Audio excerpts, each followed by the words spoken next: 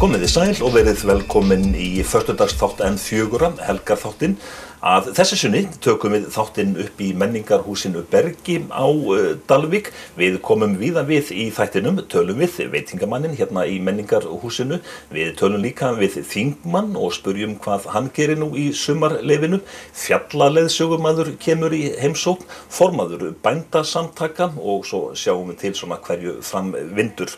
En hérna í menningarhúsinu Bergi rekið bistró og kaffihús og þar ræður ríkjum Júlíus Júlíusson en hann ásamt eiginkonu sinni, Gretu Argrímsdóttur, reka bistróið og kaffihúsið. Júlíus, ja, að reka svona stað, það þýðir væntanlega að þú þarft að fara snemma svo á kvöldin, enda þarft að vakna eldsnemma.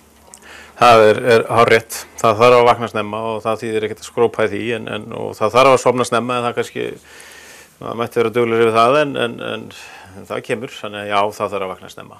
Hérna opið frá morgni til kvölds. Já, það má segja það, þó sem ekki með þessu föstu opnun á kvöldin, þá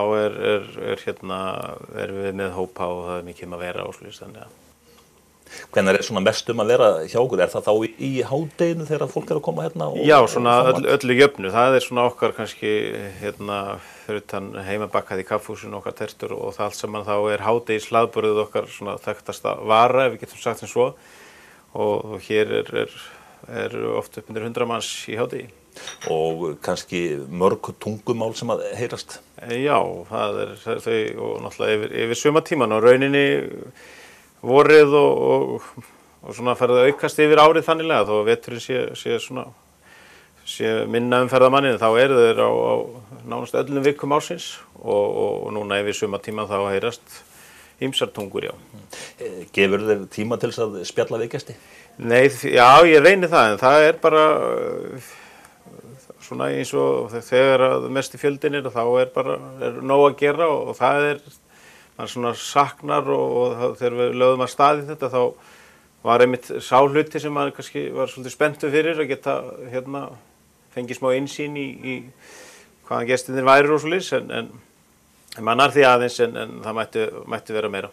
En þú þarft sjálfsagt svona oft á tíðum að svona breyta þér í hlutverk leiðsögumannsins, þú þarft að vísa til vegar og svo framvegis. Heldur betur, það mjög mikið, alveg gríðarlega og það gott að þekkja sitt svæði og þekkja heimasvæðið og svo náttúrulega læri maður endalaust hvernig hlutirnir ganga fyrir sig og þessir að fara í göngu og þessir að fara til Grímseyjar og algeng spurning til dæmis að þeir sem að fara til Grímseyjar, þeir koma degi fyrr og spyrja við hér í dag, hvað getum við gert og þetta, þannig að og hvalaskoðunin og gönguferðið þannig að það mikið maður þarf að vera bara ansi fróður og svona og geta leiðbind. Svona bara uppskrift þá að góðum degi fyrir, ég má segja, franska ferðamenn? Já, það fer pínu eftir það snúnar ef að þessi örfáskipti sem veðrið ekki gott þá en það maður svona kannski les svolítið í fólki hvort þetta eru svona göngu fólk og þá náttúrulega leiðbeinir maður góða gönguleið og slökkun og sund og því líkt og hvað hægt að skoða, hvað að fara svo kannski á dögum sem svona meiri þarf að vera inni eða þannig og þá náttúrulega byggðasafnið að skoða allt þar og heimsókn í Kalda og fuglasafnið á Húsabakka og það hægt að telja mikið, fer til Hríseyjar og í hvalaskoðunina og já, ég eflaust að gleyma einhverju en og líka sem svolítið magnað að maður vissi og búinn að læra meira og meira af að þeir ferðamenn, þetta kannski meira í ár sem að koma að þeir elska, það margir sagt við elskum það ekki allt tróðið af fólki hér. Það ferðamenn en það ekkert svona crowded og benda þeim bara upp í fjall eða á sandinn. Ég segi það svona okkar leyndaperla það sem við köllum að fara austur á sand, það bara fjaran. Á góðum degi þar bara unaðslegt að ganga og vera og njóta svona frelsis og þú sérð yfir út fjörðin yfir til Hríseyjar og svona það eitthvað við þennan stað þannig að benda fólki líka á bara út í náttúruna og þar sem að það getur verið eitt í friði. En þegar maður kemur hérna, maður sér það alveg og finnur að ferðafólki hefur fjölgað alveg klárlega. Já, það engin spurning, það engin svona einhver brjálu sprengja einhver þannig að það sé hérna þannig en klárlega aukning alveg.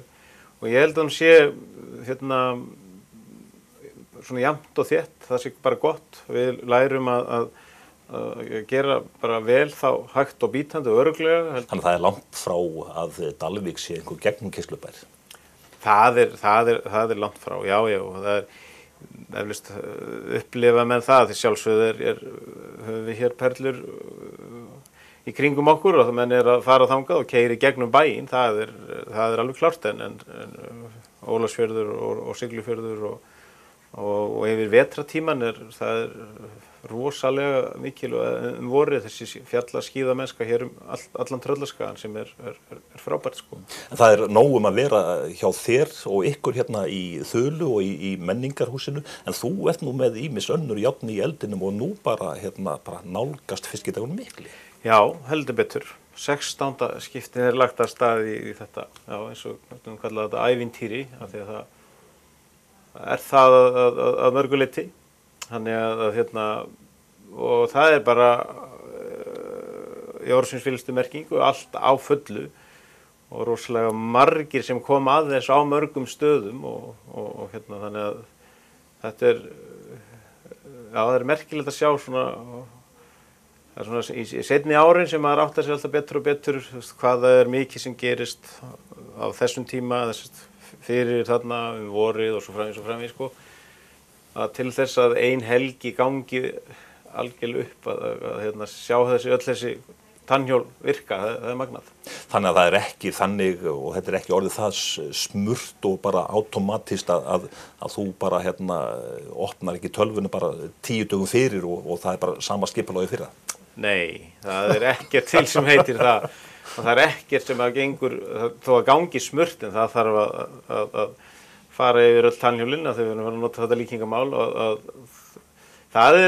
ég fæ oft þessa spurningu sko bara síðast í gærkvöldi, ertu byrjað á öll fullu fyrir fiskidaginn?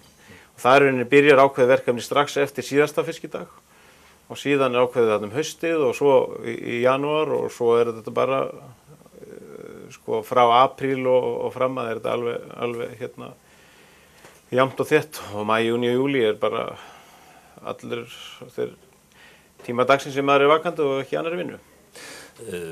Ég fór í fyrsta skipti í fyrra á fiskisúpukvöldi sem svona undanfarið, það var nú alveg stórkostlegt. Það magnað og það eins með það og rauninni fiskidaginn, það erfitt að segja fólki frá sem hefur ekki komið.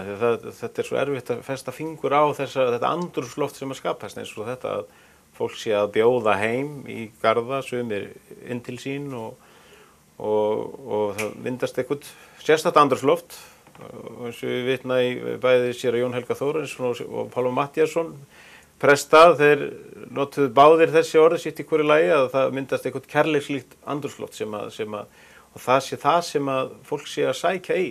Júlíð, þegar ég kom hérna í bæinn í morgun þá tók ég eftir að 2 eða 3 svolítið svona stóru myndum og hérna bara rétt fyrir neðan mynd af forseta Íslands núverandi, Ólafi Ragnari og það svona stórt í jakkanum hans fyrir hvað það þú veist nú eitthvað þessa mynd. Já, þetta í nýjung að við í 10 ár erum búin að vera með fjölskylduralleg þar sem við höfum tekið myndir af ákveðnum listaverkum, hornum á húsum og fleira og fólk á að fara að finna í hvaða götu þetta er. Nú breyttum við þessu og við erum búin að hengja upp 13 stórar ljósmyndir sem hafa verið teknar á fiskideginum mikla í gegnum árin, nánast ein frá hverju ári og það eru faldir svona bókstafir á hverri mynd og þannig að þú ert að finna 13 stafa lausnar orð, þannig að frábær hugmynd og þetta í gangi alveg fram á 10 á föstudagskvöldinu fyrir fiskidaginn mikla.